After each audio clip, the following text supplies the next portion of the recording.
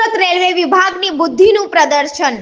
મુસાફરો વતન ગયા બાદ ઉધના સ્ટેશન પર મંડપ।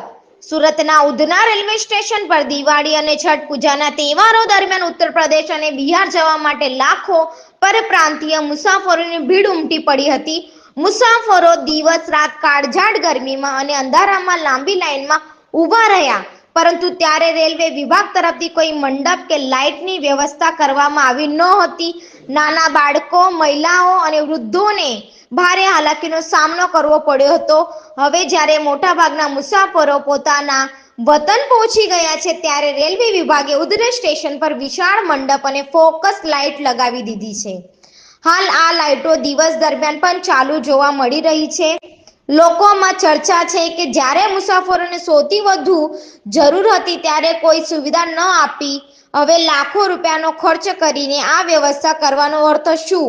રેલવે વિભાગની આ કાર્યવાહી બેદરકારી અને સંવેદનહીનતાનું ઉદાહરણ ગણાઈ રહી છે।